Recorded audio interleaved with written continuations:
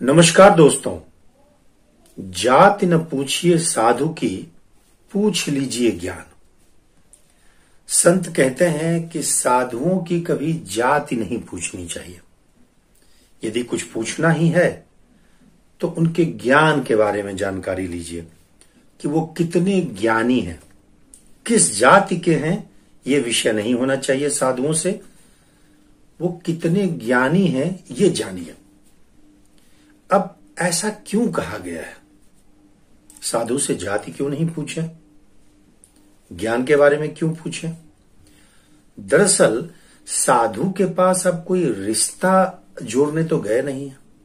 साधुओं से कोई रिश्ता नहीं जोड़ना है, कोई कुंडली नहीं मिलानी है, कोई गुण नहीं मिलाना है। क्योंकि हम साधुओं के पास गए किस लिए? हम उनसे ज्ञान प्राप्त करने गए। हम अपनी जीवन की समस्याओं से मुक्त होने के लिए साधु के पास जाते हैं। तो आवश्यकता वहां ज्ञान की है कि साधु कितना ज्ञानी है। जिस प्रश्न को लेकर मैं उन तक पहुंचा हूं, क्या उस प्रश्न का समाधान उनके पास है या नहीं है, ये जानना आवश्यक होगा।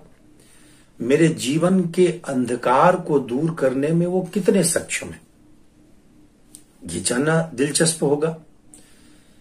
एक दिया जब आप खरीदने जाते हैं तो दिए की रोशनी का अंदाजा करते हैं। आप यह तो नहीं देखते कि इस दिए को किसने बनाया।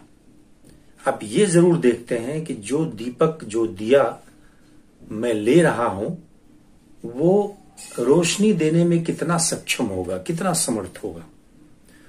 तो साधुओं की आवश्यकता आपके जीवन में है कि वो आपके अंधकार को कितना दूर करने में समर्थ।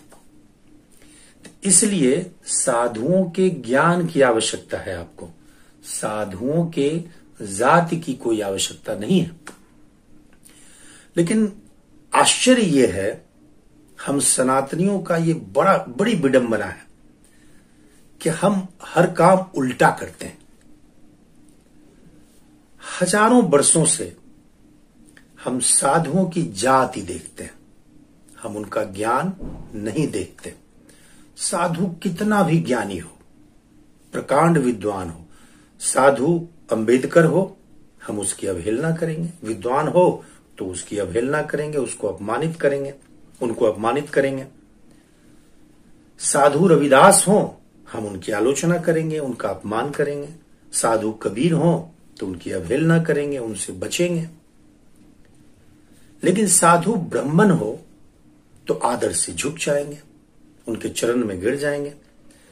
ये नहीं देखेंगे कि वो साधु कुछ जानता भी है या नहीं, उसके पास कोई जानकारी भी है या नहीं, उसके पास ज्ञान है भी या नहीं।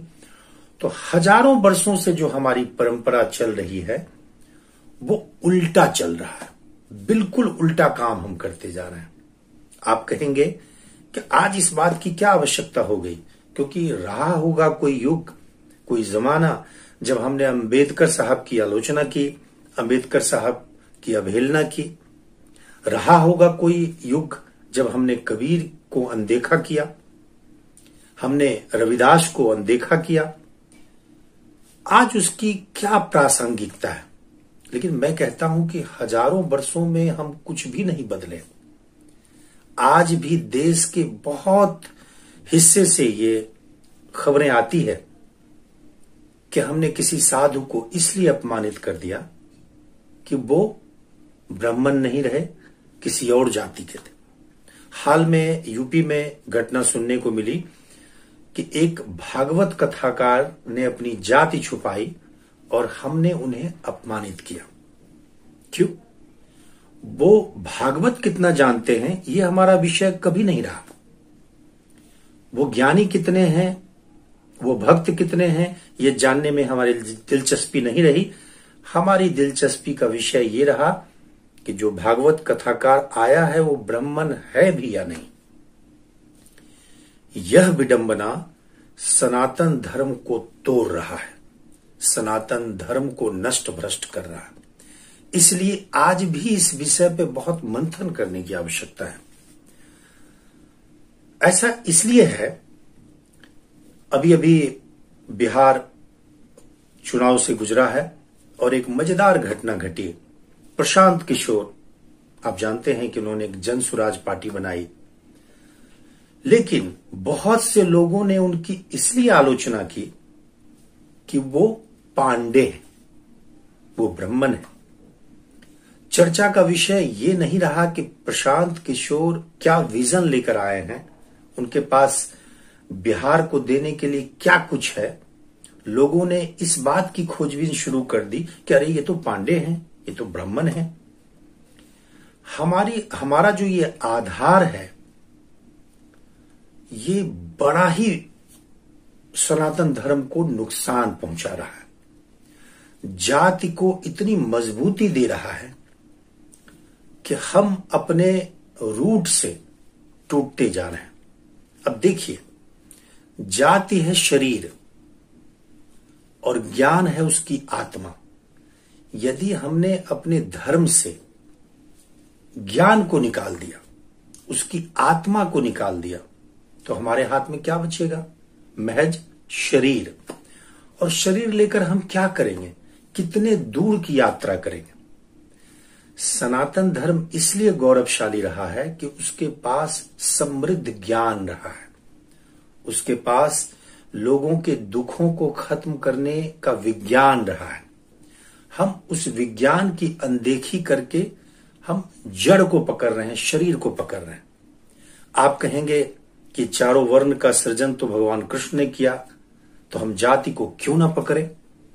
मैंने पिछले वीडियो में भी कहा कि भगवान कृष्ण ने जो गीता में कहा है कि चातुर्वर्ण्यम मया सृष्टम गुण कर्म विभाग से, मैंने ही चारों वर्ण का सृजन किया, तो बड़ा जोर देकर इस बात को वो कह रहे हैं कि हमने इसे गुण और कर्म के आधार पर सृजन किया।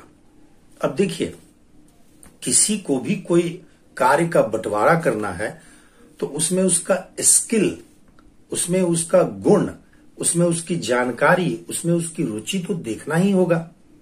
किसी भी कार्य को करने के लिए जो करने वाला है, जो करता है, उसकी रुचि को देखना आवश्यक होता है।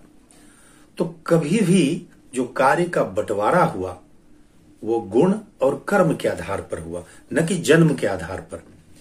इस बात को आज भी वैज्ञानिकता प्राप्त है कि आपकी जिस क्षेत्र में रुचि होगी, आप जिस कार्य में दक्ष होंगे, वही कार्य आप करेंगे। यदि आप ब्राह्मण का कार्य करने में दक्ष हैं तो ब्राह्मण का कार्य करेंगे, आप व्यवसाय करने में दक्ष हैं तो व्यवसाय का करेंगे। आज कम से कम अपनी रुचि के क्षेत्रों में लोग जा रहे हैं। तो भगवान कृष्ण भी उस समय इसी बात पर जोर दे रहे हैं कि चारों वर्ण का सृजन जन्म के आधार पर नहीं हुआ, तो फिर जाति देखने का प्रश्न ही नहीं है। इसीलिए हम सनातनियों के पास एक बड़ी जिम्मेदारी है कि हम इन बंधनों से जितना हो सके निकलें। नहीं तो एक बहुत बड़ी समस्या मुंह बाए खड़ी है हमारे सामने, जो हमारे समाज को, जो हमारे धर्म को खंड खंड कर सकता है। अगर ये वीडियो आपको पसंद आया हो और आपके भीतर एक सत्संग करने की भावना, एक मंथन करने की भावना, सत्य को जानने की एक जिज्ञासा पैदा किया हो, तो लाइक जरूर करें, शेयर करें, ताकि हमारा जो समाज है, हमारा जो सनातन धर्म है, वह फिर से समृद्ध हो सके और उसमें जितनी बुराइयों ने उसको जकड़ रखा है, उससे हम उसको निकालने में सहयोग कर सकें। बहुत बहुत आभार कि आपने बड़े प्रेम पूर्वक मेरी बातों को सुना। एक बार फिर से आपको बहुत बहुत आभार, धन्यवाद।